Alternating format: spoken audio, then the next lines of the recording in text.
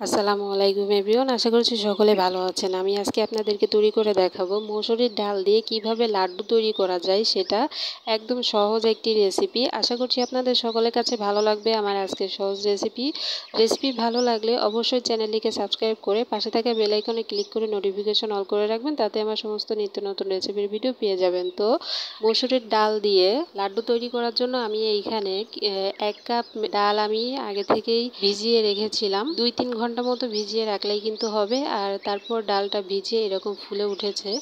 তারপর আমি শিলপাটায় তুলে নিচ্ছি, নিয়ে তারপরে আমি একদম মিহি করে বেটে নিব।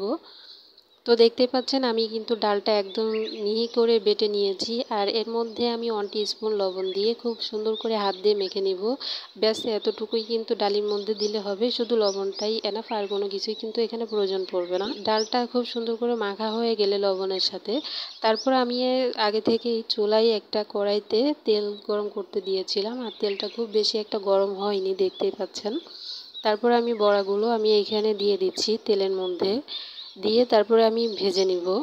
আপনাদের যদি লাড্ডু খেতে ইচ্ছা করে তাহলে কিন্তু আপনারা ঘরেই এভাবে ডাল দিয়ে কিন্তু তৈরি করে নিতে পারেন। আর মসুরির ডাল দিয়েই যে তৈরি করতে হবে এমন কোনো কথা নাই। আমার মনে হয় এমনি বুটের ডাল বা ছোলার ডাল দিয়েও মনে হয় করা যায়, মানে করতে পারবেন আর কি। তো আপনারা কিন্তু ট্রাই করতে পারেন যে কোনো ডাল দিয়ে। তো আমি বড়াগুলো দিয়ে দিলাম, ছোট ছোট দিক করে দিয়েছি। আপনারা চাইলে আরও পাতলা এবং বড় করে দিতে পারেন, সেটাতে কিন্তু কোনো সমস্যাই হবে না। তো আমি ছোট ছোট করে দিয়ে আমি এক পাশ হয়ে গেলে আমি উল্টিয়ে দিব, উল্টিয়ে দিয়ে আবারও পরের পাশ আমি খুব সুন্দর করে ভেজে নিব। দেখতে পাচ্ছেন আমি বড়াগুলো ঠিক এরকম করে ভেজে নিয়েছি। এর থেকে কিন্তু বেশি লাল লাল করার একেবারেই দরকার নেই। এরকম গোল্ডেন কালার হয়ে গেলেই কিন্তু আমি তুলে নিচ্ছি। তো দেখতে পাচ্ছেন আমি সমস্ত বড়াগুলো একে একে তুলে নিয়ে তারপর আমি সমস্ত বড়াগুলো ভেজে নিচ্ছি। যে যেখান থেকে দেখছেন আমার ভিডিওটি অবশ্যই একটু সাপোর্ট করে যাবেন। যদি কেউ পেজ থেকে দেখেন অবশ্যই পেজটিকে একটু ফলো দিয়ে সাথেই থাকবেন। তো দেখতে পাচ্ছেন আমি সমস্ত বড়াগুলো আর কি ভেজে নিয়েছি। আর সব শেষে এসে আমি একটু বড় বড় করে দিয়েছিলাম, পাতলা পাতলা করে। তো একটু ঠান্ডা করে নেওয়ার পর আমি হাত দিয়ে একটু ভেঙে নিচ্ছি যাতে ভালো করে এটাকে গুঁড়ো করা যায়। আমি শিলপাটায় গুঁড়ো করে নিব, তবে আপনারা ব্লেন্ডারেও কিন্তু ব্লেন্ড করে গুঁড়ো করে নিতে পারেন এটাকে। আমি যেহেতু শিলপাটায় গুঁড়ো করে নিব এজন্য আমি শিলপাটায় তুলে নিচ্ছি, দেখতেই পাচ্ছেন। তারপর আমি চলে এসেছি চুলাতে। চুলায় একটা প্যান বসিয়ে দিয়ে আমি দিয়ে দিলাম তাতে ঘি, 1 চামচ ঘি দিয়ে তারপর আমি এখানে দিয়ে দিলাম কিছু বাদাম। আমি একটু ছোট ছোট করে আর কি গুঁড়ো করে রেখেছিলাম, সেগুলোই আর কি এখানে দিয়ে দিলাম।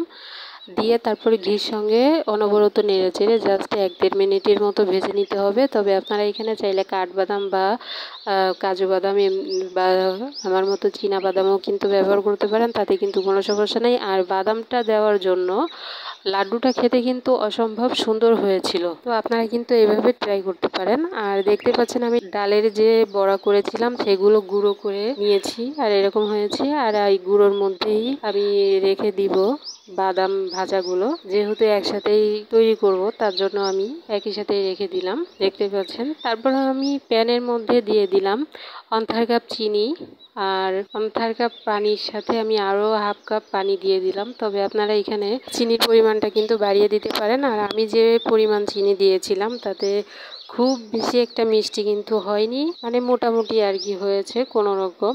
তো আমি বেশি মিষ্টি দিইনি, আপনারা যদি চান তাহলে বেশি মিষ্টি দিয়ে দিতে পারেন।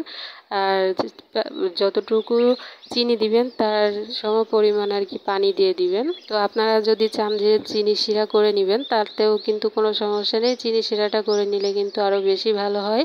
তো তারপর আমি এখানে দিয়ে দিব 1 টিস্পুন এলাচের গুঁড়ো। এলাচের গুঁড়োটা দিলে স্মেলটা খুবই সুন্দর আসবে, তার জন্য আমি দিয়ে দিলাম। দিয়ে তারপর অনবরত নেড়েচেড়ে পানিতে বলক আসা পর্যন্ত ওয়েট করব। পানিতে যখন বলক চলে আসবে তখন ডালের বড়ার গুঁড়োগুলো আমি এখানে দিয়ে দিব। দিয়ে তারপরে অনবরত নেড়েচেড়ে নিতে হবে, যতটা সম্ভব তাড়াতাড়ি করে নেবেন। আর চুলার আঁচটা কিন্তু একটু লোতে করে রাখবেন। যখন ডালের গুঁড়োটা দেবেন তখন মানে চিনি শিরার মধ্যে যখন ডালের গুঁড়োগুলো দিবেন তখন আর কি চুলার আঁচটা একটু কম করে রাখবেন, তাতে কিন্তু তাড়াতাড়ি চিনি শিরাটা শুকিয়ে যাবে না, এদিকে একটু খেয়াল রাখবেন। তো দেখতে পাচ্ছেন আমি নেড়ে চেড়ে নিলাম, তারপরে দিয়ে দিলাম একটু ঘি। ঘিটা দেওয়ার চেষ্টা করবেন, কারণ ঘি দিলে কিন্তু স্মেলটা খুবই সুন্দর আসে লাড্ডুতে, অবশ্যই একটু দেওয়ার চেষ্টা করবেন। তো তারপরে আমি আবারও খুব ঘি দেওয়ার পরে সুন্দর করে নেড়ে চেড়ে তারপরে দেখুন নামিয়ে নিচ্ছি। নামানোর পরে জাস্ট 2-3 মিনিট মতো একটু ঠান্ডা হলেই কিন্তু লাড্ডুগুলো তৈরি করা শুরু করবে, না হলে কিন্তু হবে না। গরম গরম অবস্থায় কিন্তু লাড্ডুগুলো তৈরি করতে হবে। আর আগেই যেটা বলেছিলাম, আপনারা যদি একটু চিনির শিরাটা বেশি একদম চিটচিটে একটা ভাবে চিনি শিরাটা করেন তাহলে কিন্তু লাড্ডুগুলো খুবই আরও সুন্দর হবে। তবে আমি তো একদম করেছি, মানে কম চিনি দিয়েছি, যার জন্য একটু শুকনা শুকনা হয়েছে লাড্ডুগুলো। আর আপনারা যদি চিনি শিরাটা একটু বেশি দেন তাহলে ভিজা ভিজা একটা ভাব চলে আসবে, সেটাও কিন্তু খুবই সুন্দর হবে, সেটাও কিন্তু খারাপ হবে না। তবে আপনারা এভাবেও কিন্তু ট্রাই করতে পারেন। তো দেখতেই পাচ্ছেন আমি লাড্ডুগুলো কিন্তু বানানো শুরু করে দিলাম।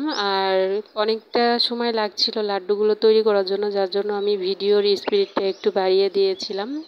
তো দেখতেই পাচ্ছেন কোনোটা একটু ছোট কোনোটা একটু বড় হয়েছে লাড্ডুগুলো, তাতে কিন্তু কোনো সমস্যা নেই। হাতের মধ্যে এরকম নিয়ে তারপরে আর কি মুট করলেই কিন্তু লাড্ডুগুলো তৈরি হয়ে যাবে, গোল গোল শেপ দিলেই কিন্তু হয়ে যাবে। তো দেখতে পাচ্ছেন আমি একে একে সব লাড্ডুগুলো কিন্তু বানিয়ে নিলাম। অসম্ভব সুন্দর হয়েছে, অসম্ভব মজার। আপনারা কিন্তু বাড়িতে অবশ্যই ট্রাই করবেন। আর আরও সৌন্দর্য দেখানোর জন্য আমি এখানে উপর দিয়ে আরও কিছু বাদাম দিয়ে দিচ্ছি এক একটা লাড্ডুর উপরে, তাতে দেখতে আরও লোভনীয় লাগবে, সুন্দর লাগবে। তো এই ছিল মূলত আমাদের আজকের রেসিপি। আমি ভেঙেও দেখালাম আপনাদেরকে। আপনাদের কাছে কেমন লাগলো অবশ্যই লাইক কমেন্টস করে যাবেন। কেউ যদি নতুন এসে থাকেন তাহলে অবশ্যই চ্যানেলটিকে সাবস্ক্রাইব করে পাশে থাকবেন। আজকের রেসিপি এতটুকুই। সবাই অনেক ভালো থাকবেন, সুস্থ থাকবেন। আমার পরবর্তী ভিডিও দেখার আমন্ত্রণ জানিয়ে শেষ করছি। আল্লাহ হাফেজ।